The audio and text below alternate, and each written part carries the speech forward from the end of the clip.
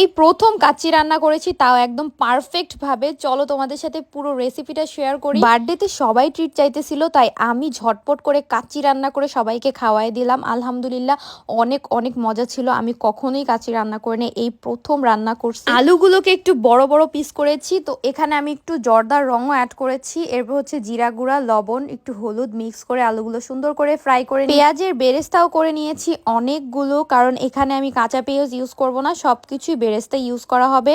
একটা টমেটো আমি ব্লেন্ড করে নিয়েছি। 5-6 পদের বাদাম একসাথে মিক্স করে হচ্ছে এটাকে ভিজিয়ে রেখে তারপর এটাকে ব্লেন্ড করে নিয়েছি। এখন হচ্ছে মেইন জিনিস, এটা হচ্ছে মাংসটা ম্যারিনেশন করে রাখবো আমি 1 ঘন্টার মতো।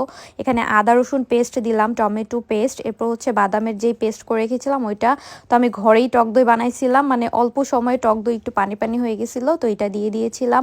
এরপর হচ্ছে ধনে জিরা গুঁড়া, এরপর হচ্ছে বেরেস্তা, মরিচের গুঁড়া, একটু ঝালটা বেশি দিয়েছি, একটু ঝাল বেশি খাই আমরা এর জন্য। এরপর হচ্ছে যে এক্সট্রা তেল ছিল ওই তেলটাই দিয়ে দিয়েছি আমি, এছাড়া আর কোনো তেলই এখানে ইউজ করি না। এর সাথে আমি হচ্ছে হাফ প্যাকেট, মানে পুরো প্যাকেটও ইউজ করি নাই, কাচ্চির মশলা তো দিয়ে দিলাম। এই তো এটাকে আমি 1 ঘন্টার মতো ম্যারিনেশন করে রাখবো। এটাকে তুমি যতক্ষণ ম্যারিনেশন করে রাখবে তত বেশি মজা হবে। তো আমি হচ্ছে ফরচুনের চালটা নিছি, এই চালটা দিয়ে খুব সুন্দর হয়। আমি পানি গরম করে এই চালটা দিয়ে দিয়েছি। তো এক্সট্রা যেই পানিতে মশলা দিয়েছি এটা কিন্তু কাচ্চির যেই মশলা থাকে ওই মশলার ভিতরে এই প্যাকেটটা দেওয়া থাকে, আমি ওই প্যাকেটটা জাস্ট ঢেলে দিয়েছি। তো এই তো আমার চালটা যখন আমার হাফ হয়ে আসবে তখনই আমি উঠায় ফেলবো। তো এখন হচ্ছে আমি পাতিলে সবগুলো মাংস সুন্দরভাবে সমান করে বসিয়ে দিচ্ছি। এরপর হচ্ছে আলুগুলো দিয়ে দিয়েছি। এখন হচ্ছে অল্প একটু বেরেস্তা দিয়ে দিলাম। আমি একটু জর্দার রং পানিতে মিক্স করে রেখেছিলাম আলাদা করে, আর দুধের সাথেও কিন্তু অল্প একটু জর্দার রং মিক্স করে রেখেছিলাম। আসলে জর্দার রংটা দিলে একটু কালারফুল লাগে, অনেক বেশি ভালো লাগে। তোমরা চাইলে এই জিনিসটা স্কিপ করতে পারো। এই অবস্থায় সবাই অনেক মশলা অ্যাড করে, বাট আমি ওইরকম বেশি মশলা অ্যাড করি নাই, যেহেতু আমি প্রথমবার বানাইতেছি।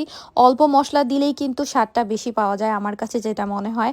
তো আমি যেই রংটা মানে জর্দার রংটা মিক্স করে রেখেছিলাম ওইটা দিয়েছি, আর একটু বেশি পরিমাণে ঘি অ্যাড করে দিয়েছি, কারণ ঘিটা দিলে ফ্লেভারটা অনেক ভালো লাগে। আর জাস্ট অল্প কয়েকটা কিশমিশ দিয়ে দিয়েছি।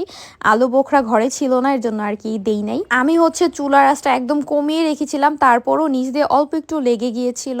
তো সব থেকে বেটার হয়, আমি একটু পরেই তোমাদেরকে দেখিয়ে দিব, এইভাবে যদি তুমি পাতিলটা রাখো তাহলে মানে পোড়ার সম্ভাবনাটা থাকে না।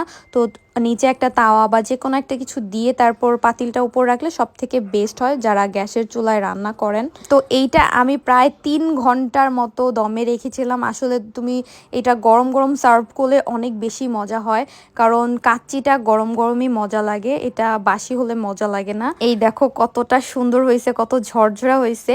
তো আমার নিচ দিয়ে অল্প একটু লেগে গিয়েছিল, এটা সবারই কম বেশি লাগে, বাট অনেক অনেক মজা হয়েছিল গাইস।